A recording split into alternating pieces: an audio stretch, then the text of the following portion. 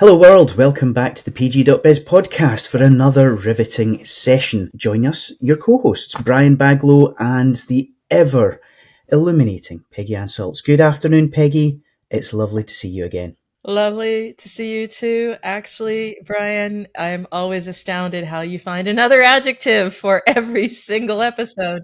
I'm not counting, but it's going to get pretty eclectic later on around episode 80. We'll see what happens. That's okay. There. That's why we have the thesaurus. That's it. We're going to keep going through. Well, it's great to be back. And yes, I was out there again, as you always point out, jet setting and bringing back amazing guests. It's what I've done again, Brian. I'm not going to ruin my record because we're going to dive into what made this company amazing. It calls itself the Candy Crush of the casino world. And that is what got me. I'm like, okay, then we have to have you on the show. So that's exactly what we're doing with our guest today. He is Tobias, or Toby Adel, as we'll call him, Director of Marketing and New Business at Whow Games, where he's been for over 5 years, right? And that in the gaming space is rare. Another thing that's quite rare is his talent, because his biggest one, his colleagues say, is his ability to deliver, whether that was managing, publishing partnerships for King in Central Europe, or leading business development in InnoGames. That's what he does. And his colleagues, and I looked at this is even better, call him the face in the industry that you need to know. And on that note, I have to kick off this one, Brian, because I need to ask it. I did the research. Toby, I need to know about the M&M candies on your LinkedIn profile, because they literally do show your face. So yes, indeed, you are the face we need to know, it seems. Yeah, regarding the M&Ms, actually, it's some kind of fun fact. The M&Ms are green, so it was back then at my times at InnoGames when we want to do something special, and we want that our team get some kind of reminder with our partners, which is set in the industry. So my team and I, we create the M&Ms with it was not only me. So we create with several people from the team, the M&Ms, and sent this out as a Christmas present to our partners, because we thought it might be more funnier than just sending stuff out with the company logo on it, because it's always the people behind, so which are in charge of a successful product and the company. On a certain point, I thought, okay, I like them so much, and I put them on my LinkedIn. Toby, I'm loving it. Enjoying your work so far. So I'm intrigued, okay? Peggy has talked about the Candy Crush of the casino world, and I bet a lot of our audience are going, okay, you might have to talk us through that. So tell us more about this game. Tell us, a little bit more about what we're all about here. Yeah. Just a quick introduction into our biggest product, with is My Jackpot. So with My Jackpot, we create a casino where we want to entertain people. If you are thinking about slot machines and casino, and if you look into online slot machines, if I talk about real money gambling, it's just the spinning and the case of winning money. As we offer a free-to-play product where you can't win anything, we entertain the people with the social feature. So we build a gamification around slot content. We have some kind of feature like a map. This is where I compared with Candy Crush, where you have to fulfill missions. So, for example, you have to spin the slot machine 50 times. You have to find the cherry symbol by spinning the slot 80 times. Yeah. So, and there you collect stars, and you collect the stars on the map, and then you continue, for example, to the next slot machine, and then you fulfill some kind of other mission. And then you play with other people. So in some kind of challenges and community where you can really compete with them. And it's all about like collecting badges, collecting your stars, create your club together with other people. It's all about like interacting, fulfill your mission. And the same thing you do at Candy Crush. Yeah, you finish one level, you go on to the next mission. Yeah, so this is something that we did with our product, and it's great entertaining. So it's a bit like walking through a casino in Las Vegas where you could see the different slot machines and got the full entertainment around. Yeah. So and this is something that we build with our product. I love the idea because it's a really simple mechanic. It's kind of almost a universally understood mechanic, but it's recontextualizing it and giving your players an epic quest through a whole, I guess, landscape of different challenges. But with that single kind of um, game of chance at the core. So, what is it that you think that the players enjoy most? You must know what keeps them coming back. What's keep them coming back? It's that they reach new levels, they unlock new features. So the thing is, every time they are returning back to the platform, they can explore something different.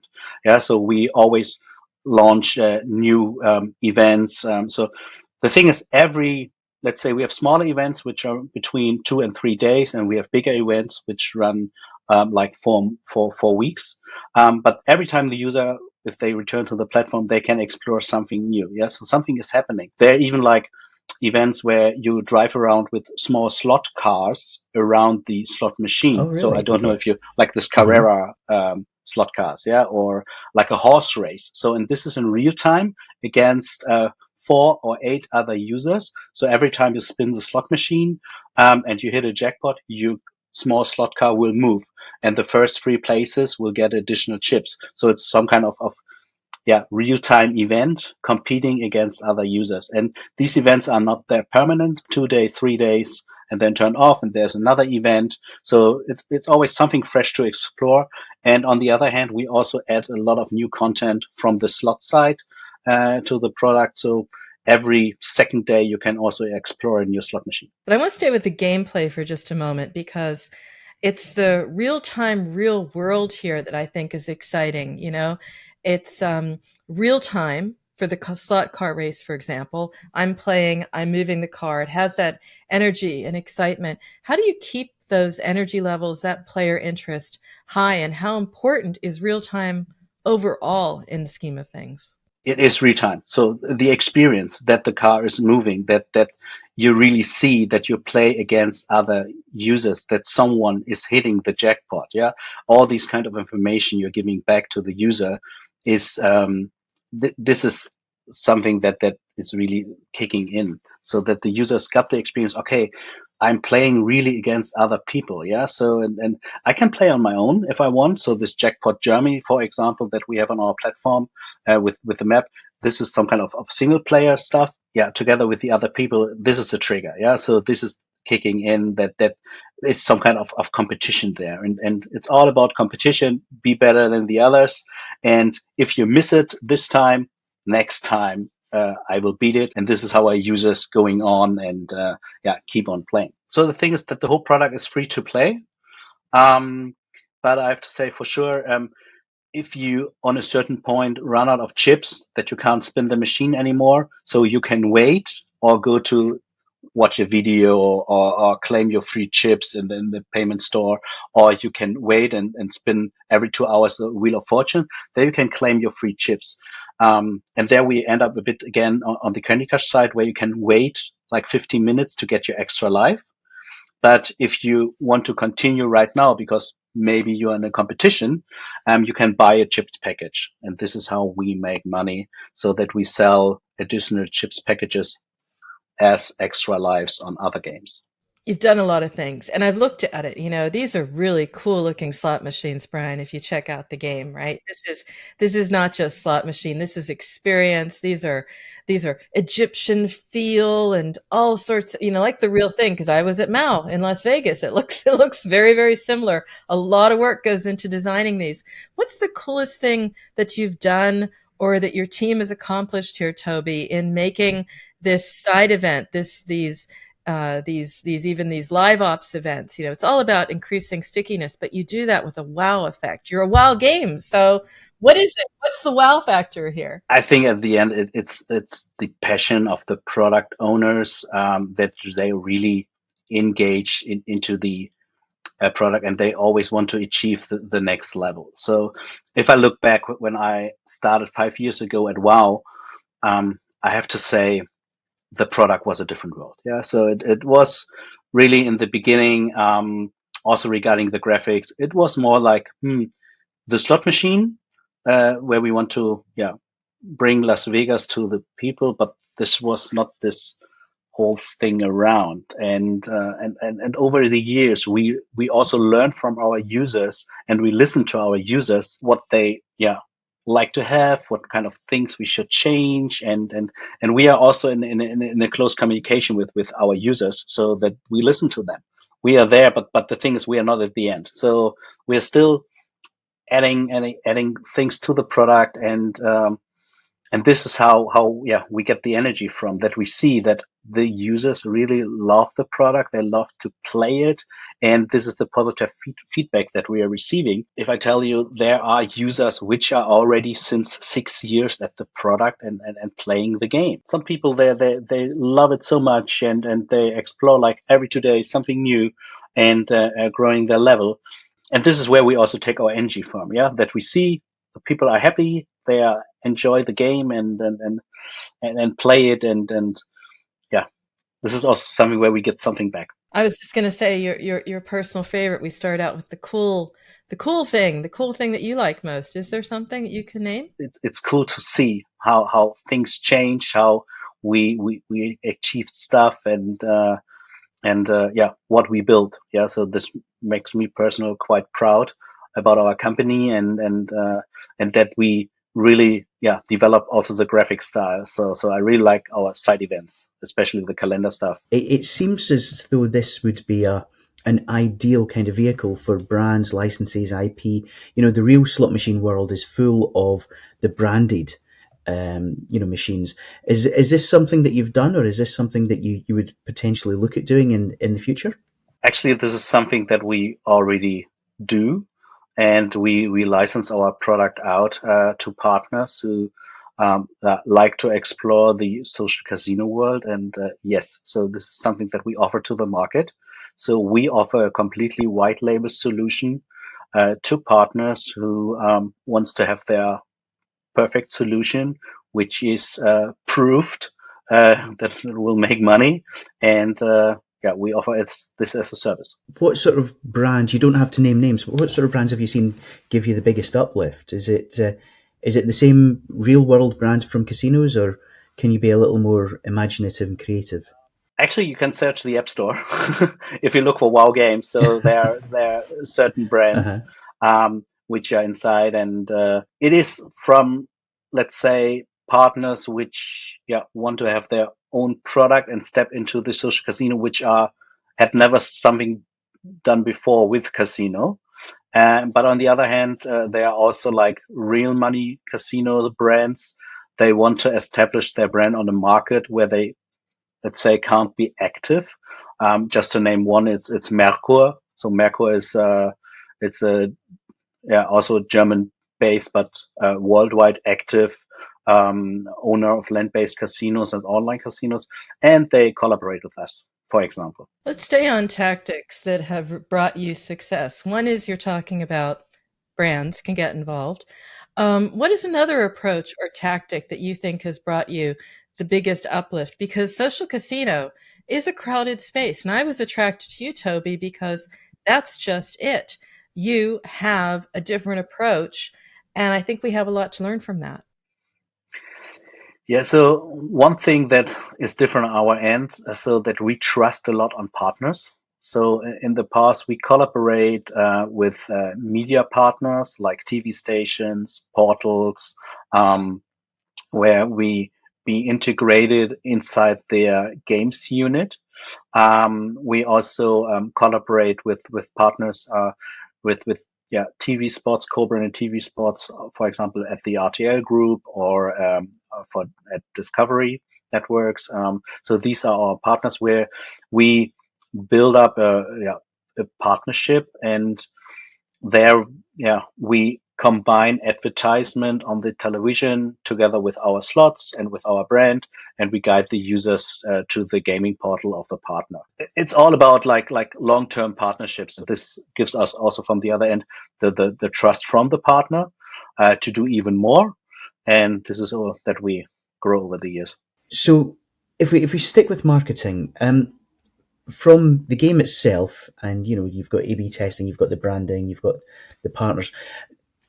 Is there a rule of thumb you kind of adopt when it comes to picking a winning creative that you could share with our listeners and share with the audience out there?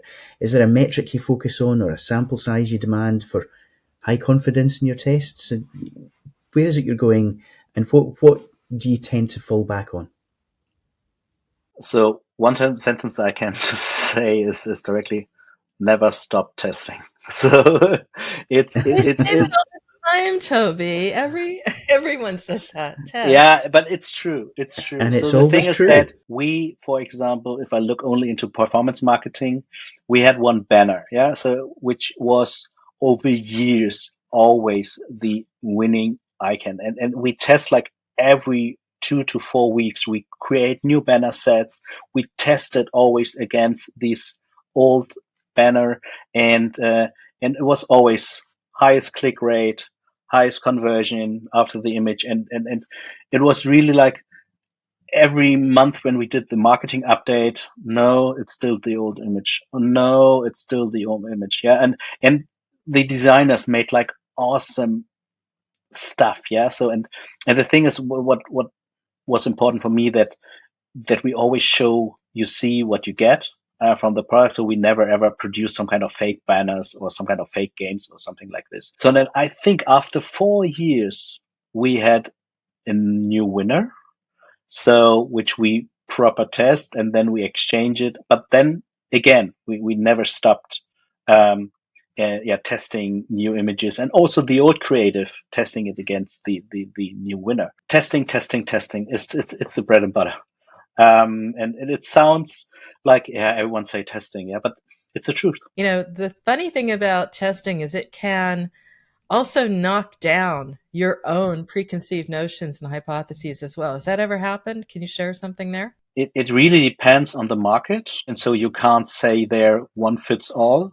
It's really that you have to test it in all the markets, even with Austria and Germany. Yeah. So same language. And there are even cultural difference, and we see difference there regarding the image. And this sometimes surprised me a bit. So because we thought like, okay, German speaking region should be the same thing, but no. Well, speaking as somebody from Scotland, I'm just outside Edinburgh. Within the UK, I can absolutely sympathise with that. It means that you have to get granular, but boy, does it make a difference when you're reaching those people. And also the engagement is then different. If the users got some kind of feeling, if you have a good localized product, they feel like home. Yeah. So it's a user trust that you also build if you have a good localization, and also you build something which is a good fit for the market. Well, I think that's the thing. Localization is not easy. As you've just said, there's a lot of hard work that goes into it, but it can really, you know, pay dividends. So how important is localization to your overall success? You said up front that you had players all over the world. Do you put that down to not just the quality of the game, but your efforts to support each of these different regions and each of these different markets? Yeah, so we localize our product into 16 languages.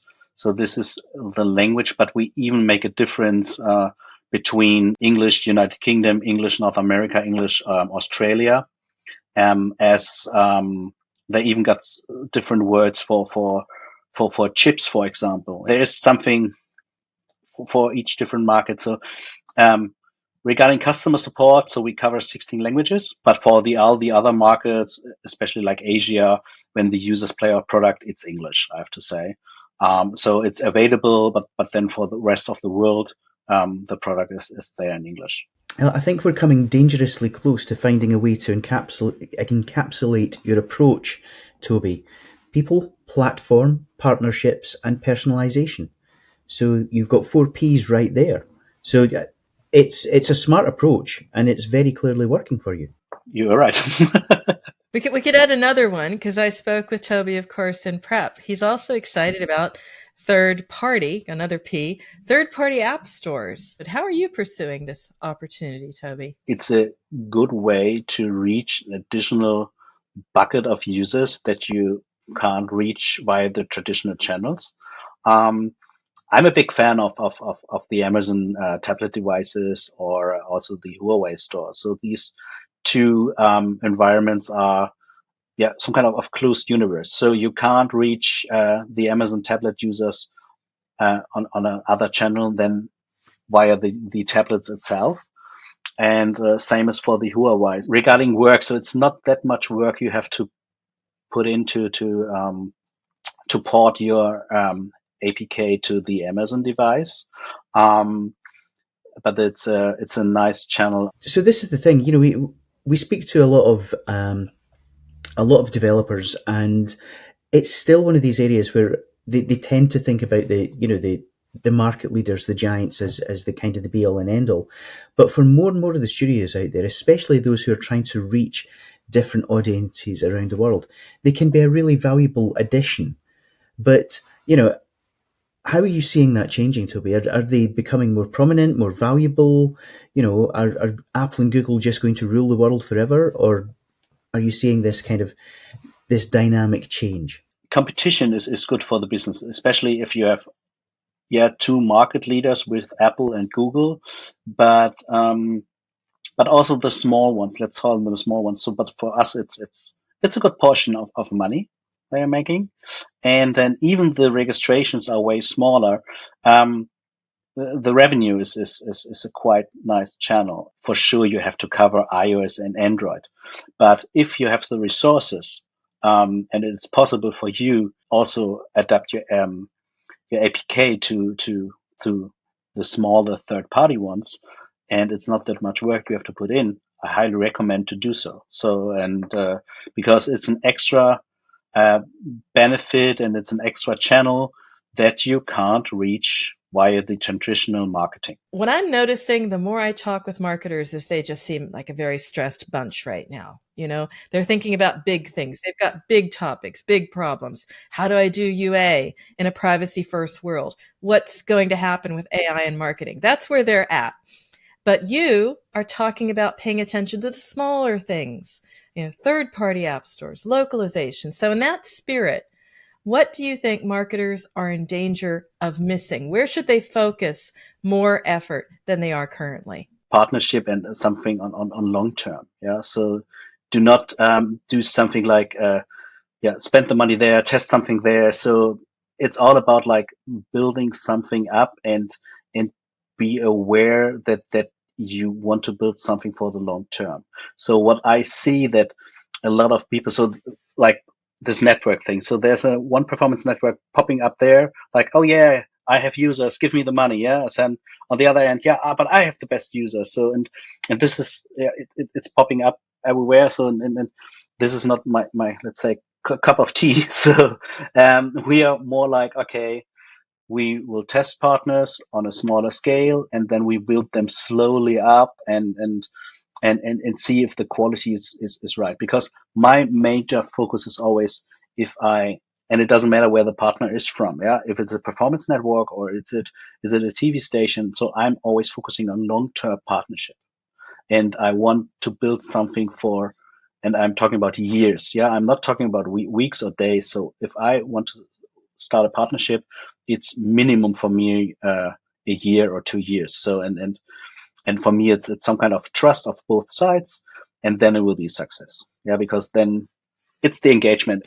So, thank you, and I mean it most sincerely, for being a guest. Now, before we wrap up, we have a couple of questions that we ask every one of our guests, because by and large, people get into the games industry because they like games. And so we've got a couple of questions that we've been asking every single one of our guests. The first is, what's your favourite game of all time? And the second one is, and what's obsessing you? What are you playing right now? Favorite game of all time, I have two, I have to say. So one is Super Mario Land. Excellent, excellent choice. Super Mario Land on the Game Boy. It's my favorite game of all time. And the second one is Wing Commander at PC. So the first Wing Commander 1, so which was a great title that I really enjoyed during the 90s, and I'm still somehow addicted to these kind of games. And I have to say, still these days I'm play old school Game Boy games, and I really like them still. The actual title I'm playing, where I'm addicted to, is Mario Kart at the Switch, which is also some kind of older title, but it's super entertaining. Toby, Tobias, thank you so much. It has been an absolute pleasure speaking to you. I think there's a huge amount that we can take away from that. And at some point soon, we'll have to ask you back and find out more about the long-term partnerships and how those are progressing. Wouldn't you agree, Peggy? I was thinking the same thing. I think there's just like a checklist of how do I go about partnerships, because you've proven through what you've been telling us, how important that is. You can extend your sphere of, if you want to call it influence or what have you, for your game. And then you can also go to other platforms. I mean, what you're doing in TV and how that's working together. Tons of learnings there, Toby. So we'll not let you get away that quickly. And for today, thank you as well, because a lot of actionable advice in there, which we love to share with our audience as well. So thanks again. Yeah, thank you also for having me. This show is all about how to do your job better, how to make an amazing game, how to market it, and you have a say. So if you have a story or know someone we need to shine a light on, then we would love to hear from you. We want to hear from you. We want to reflect the reality of the mobile games market in all its wonderful complexity and strangeness. So if you have any suggestions for us, if you have any feedback for us, you can always get in touch. You can email us at podcast@pocketgamer.biz. You can find us on Twitter @PGBiz, and you can reach out to us through the pocketgamer.biz website. If you're interested in listening to all of our podcasts, you can find them at pocketgamer.biz/podcast, and we would love to hear your thoughts on future shows. And we've got you covered on all the major platforms, so subscribe to the audio podcast, as Brian said. Look for us on YouTube. If you want to read it, hey, you can do that too, because we have a companion post for you as well on the pocketgamer.biz website. Tune in again for the next edition of the pocketgamer.biz podcast, and we look forward to speaking to you in the near future. Until then, I'm Brian Baglow. I'm Peggy Ann Saltz, and that's a wrap until next week.